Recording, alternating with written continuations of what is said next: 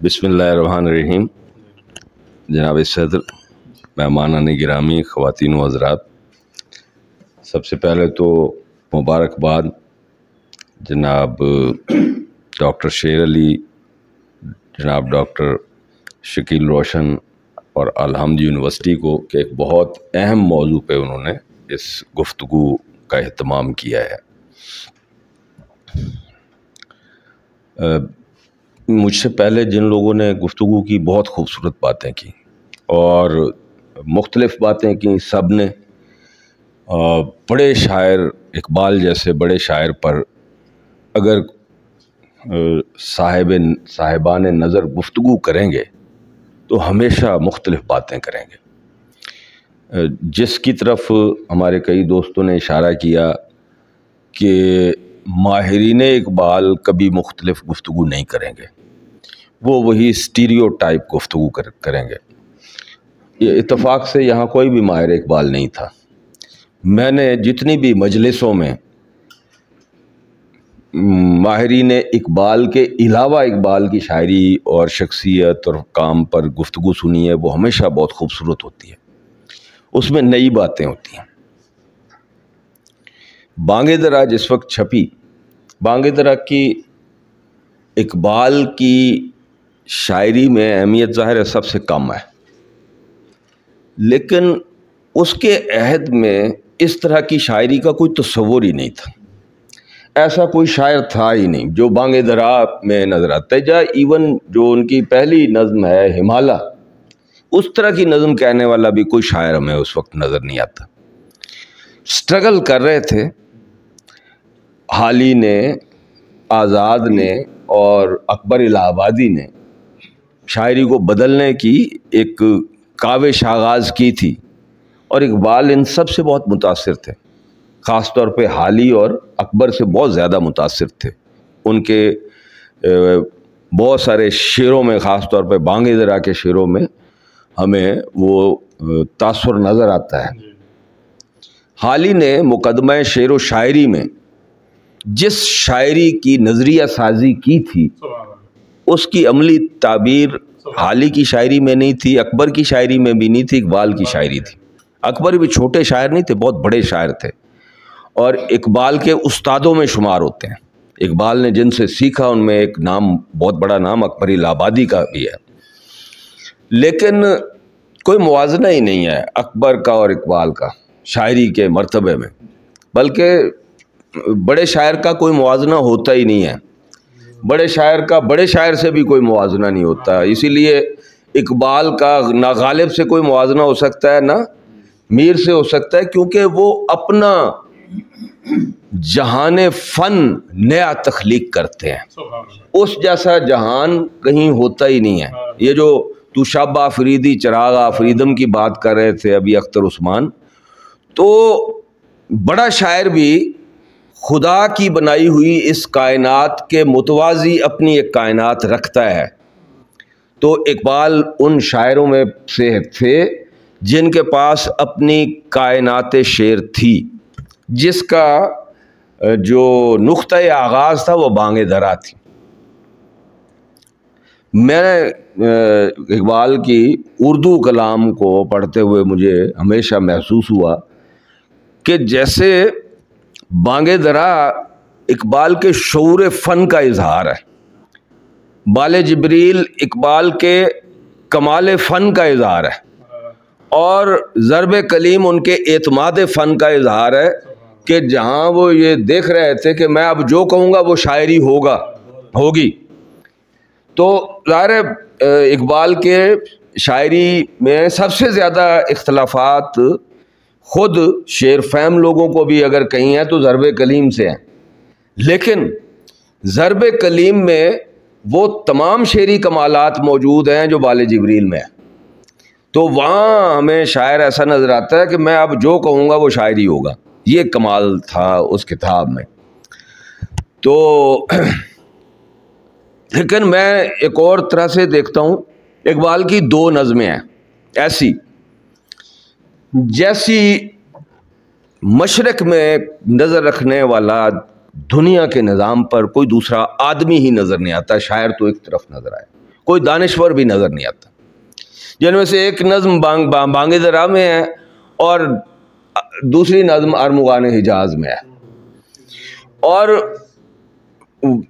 1938 تک تو ایک طرف رہا، 2000 تک کسی کو کوئی خبر نہیں تھی، دنیا کو بھی خبر نہیں تھی۔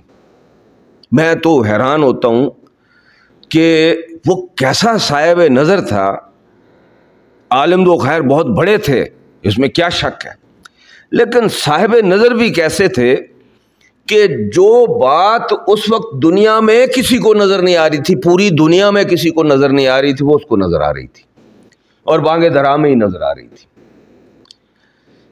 یہ اب ہم بات کرتے ہیں مالیاتی، عالمی مالیاتی کارپوریشنوں کی، یہ اب ہم سرمایہ داری نظام کی بات کرتے ہیں، کیونکہ ہمیں ایک طویل زمانے تک تو کولونیلزم میں پھنسائے رکھا گیا، اور پھر جب پوسٹ کولونیل تھیوری آئی تو ہمیں اس میں پھنسا دیا گیا تاکہ ہم حقائق کی تہہ تک نہ پہنچ سکیں، کیونکہ دنیا تو اب نیو کولونیلزم میں آ چکی ہے، آپ کولونیلزم کی بات ہم سے کروا رہے ہیں، تو اب ہمیں نیو کولونیلزم پر جب بات کرنی تھی، ہم کولونیلزم پر بات کر رہے ہیں۔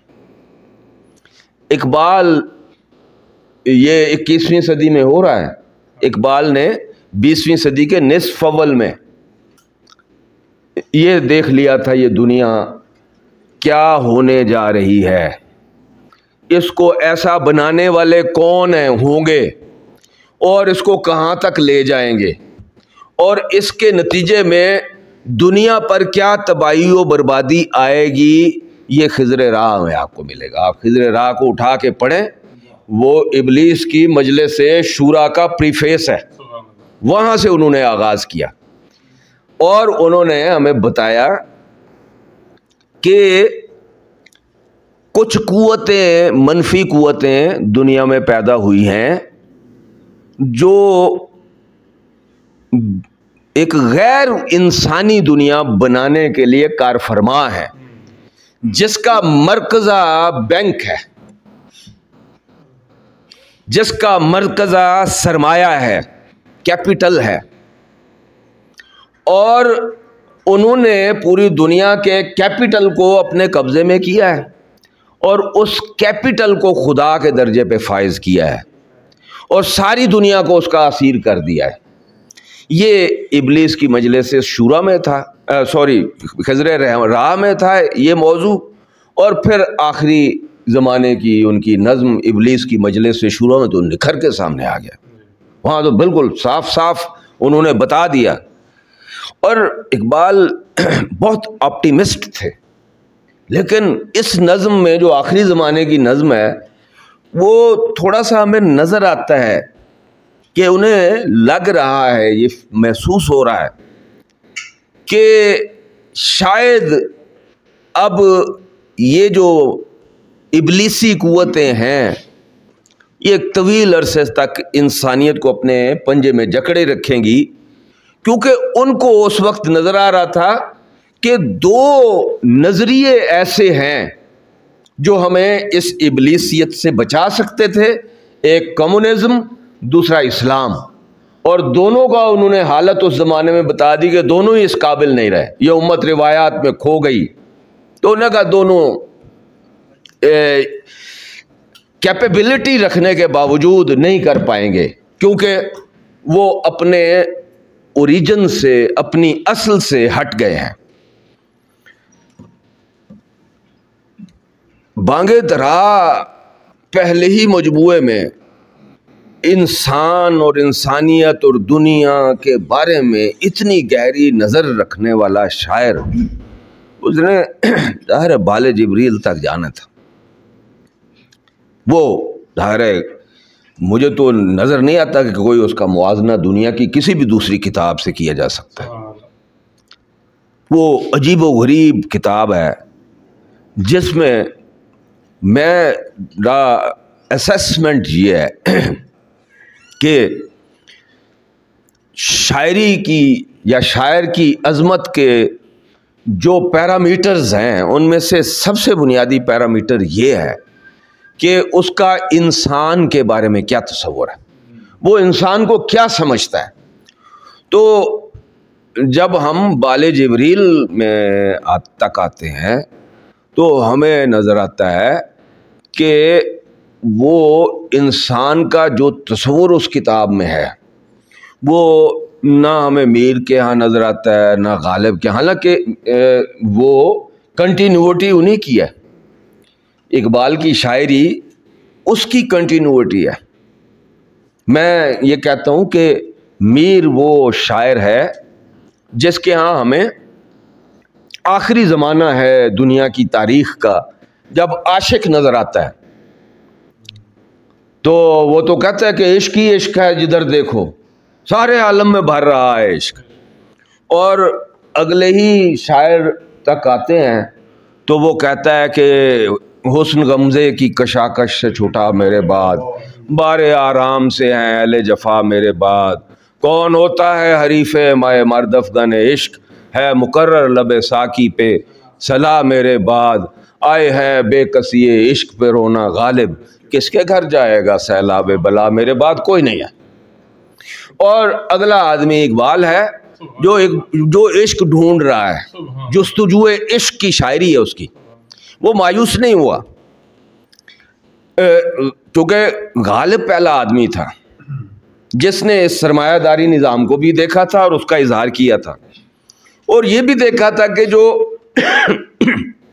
دنیا عشق نے بنائی تھی وہ فنا پذیر ہو گئی ہے۔ اب اقبال یا تو اگر ایکسٹینشن ہوتے غالب کی تو پھر وہ بھی اس کی طرح سے نوحہ خوانی کرتے، عشق کے مر جانے پر، عشق کے ختم ہو جانے پر نوحہ خوانی کرتے، کیونکہ نوحہ خواں ہے غالب۔ انہیں نوحہ خوانی نہیں کی، انہیں کہا نہیں یہ چنگاری کہیں دبی ہوئی ہے اس کو نکالنا ہے، تو پوری شاعری اقبال کی اس چنگاری عشق کو ہوا دے کے بھڑکانے کی شاعری ہے، جس کا آغاز بانگ درا سے ہوتا ہے۔ تو یہ تو ہے، وہ دیکھیں طلوع اسلام دلیل صبح روشن ہے، ستاروں کی تنک تابی، افق سے آفتاب ابھرا، گیا دور گراں خوابی، عطا درگاہ حق، عطا پھر ہونے والا ہے، شکوہ ترکمانی، نطق ہندی، ذہن ہندی، نطق اعرابی۔ تو وہ اس ساری مایوسی میں بھی اس کو نظر آتا ہے۔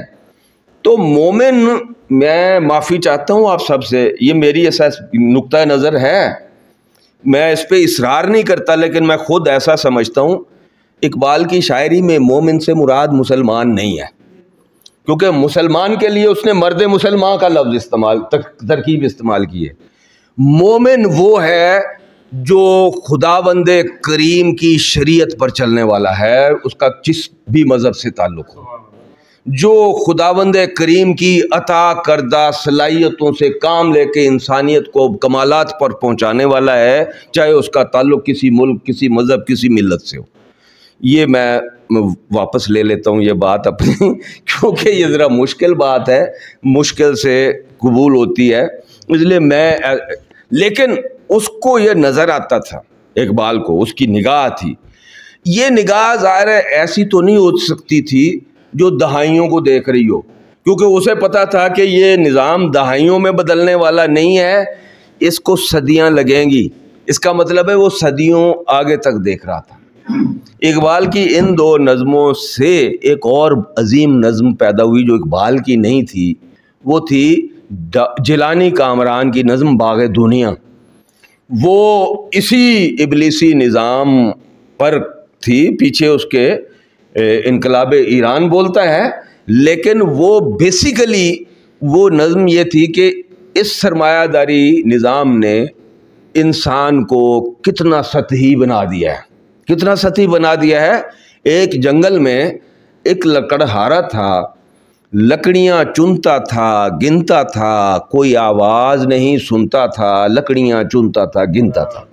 میں نے یہ نظم پڑھی تو مجھے ایک بینکر نظر آیا جو مسلسل سارا دن لکڑیاں چنتا ہے، گنتا ہے، چنتا ہے، گنتا ہے، چنتا ہے، گنتا ہے، کوئی آواز نہیں سنتا ہے، اور ہم سب اب ہم کیا ہیں؟ ہم یہی لکڑیاں چننے میں ہی لگا دیا گیا ہے ہمیں، اور کوئی کام نہیں ہم نے کرنا. ہمیں اتنا اس سے باندھ دیا گیا ہے سرمایہ سے کہ اب ہم انسانیت، خدا، رسول، کسی چیز کے بارے میں نہیں سوچتے، ہم صرف ان لکڑیوں کو چننے کے میں لگے رہتے ہیں. تو کتنی بڑی نظمیں تھیں یہ خضر راہ اور ابلیس کی مجلس شورا کہ ان کے اندر سے ایک اور عظیم نظم نکل آئی. یہ نظمیں اقبال نے نہ لکھی ہوئی تو جیلانی کامران یہ نظم نہیں لکھ سکتے تھے. جیلانی صاحب کے جو وجود میں اسلام اور اسلامی تہذیب اور ہند اسلامی تہذیب اور اقبال جیسے شاعروں کی شاعری وہ ان کے وجود کی تعمیر میں استعمال ہوئی تھی. تو اسی میں سے انہوں نے اپنی ساری شاعری بھی کی اور تنقید بھی لکھی. وہ بڑا کمال کا کام انہوں نے کیا، اقبال کی تہذیبی شخصیت. تو اس تہذیب کے اندر سے انہوں نے وہ ان کی پہلی جو غزل ہے اس میں اقبال اس کی پوری شاعری کی تنقید ہی نکال کے رکھ دی. تو اقبال پہ جیسے اختر عثمان نے صحیح کہا کہ تھوڑی گفتگو تو نہیں کی جا سکتی، اور جیسے ہم جو لوگ اقبال کو پڑھتے ہیں، مثلا میں نے اقبال کی شاعری جو کلیات ہے اس کا بہت دفعہ مختلف طریقے سے علی صاحب پڑھا. ایک دفعہ میں نے پورا کلیات اس طرح سے پڑھا کہ اس میں بحریں کون تختی کی ہر نظم کی اور غزل کی کہ کون کون سی بحریں ہیں. پھر ایک دفعہ میں نے پورا ایک کلیات اس نقطہ نظر سے پڑھا کہ اس میں کون کون سی حیتیں ہیں. اس سے کچھ حقائق منکشف ہوئے.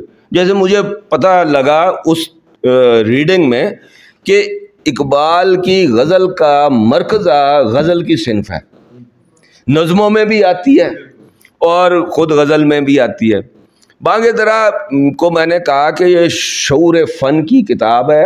میں نے ایسی کوئی کتاب نہیں پڑھی جس میں شاعر نے بڑے شعور سے بتایا ہو کہ میرا پہلا پڑاؤ کون سا تھا، میرا دوسرا پڑاؤ کون سا تھا، میرا تیسرا پڑاؤ کون سا ہے.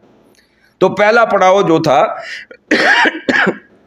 وہ رائج الوقت شاعری تھا، جسے عموماً داغ و امیر کے اثرات کہا جاتا ہے. نہیں، وہ داغ و امیر کے اثرات بھی تھے کیونکہ نمائندہ شاعر وہی تھے ان کے سینئرز میں، لیکن وہ اس کے عہد کیونکہ اس میں دوسری سطح جو تھی وہ رومانٹسزم تھا، کیونکہ وہ رومانوی تحریک کا زمانہ تھا. اقبال جب آغاز کر رہے تھے، یعنی 19ویں صدی کے اواخر اور 20ویں صدی کے اوائل کا زمانہ.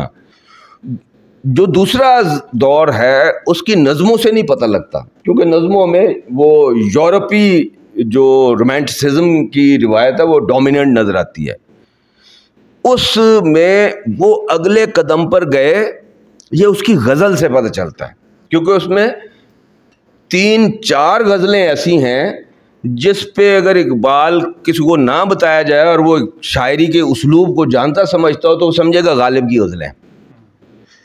جس سے میں نے یہ نتیجہ اخذ کیا کہ اقبال کو اپنے اسلوب شعر تک رہنمائی جس شاعر نے کی، ویسے تو بہت ساروں نے رہنمائی کی اور ان کو سب کو اس نے ٹریبیوٹ بھی پیش کیا، لیکن اصل میں اپنے اسلوب و شعر تک پہنچانے والا غالب تھا.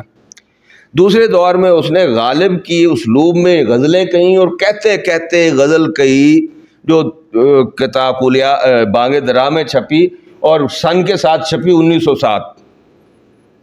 زمانہ آیا ہے بے ایجابی کا عام دیدار یار ہوگا، یہ پہلی غزل تھی جس میں اس کے اسلوب شعر، اقبال کے اسلوب شعر کی پہلی جھلک جس میں نظر آتی ہے. اور اس کے بعد تیسرے دور کی غزلیں ہیں جس میں آپ کو بال جبریل کے اسلوب کی ابتدائی صورتیں نظر آتی ہیں. اس نے بتایا خود کہ بھائی یہ میرا سفر ہے فن کا اور فکر کا. تو اقبال جیسے شاعر جس قوم میں ہوں، جس زبان میں ہوں، وہ چھوٹی قوم اور چھوٹی زبان نہیں ہو سکتی.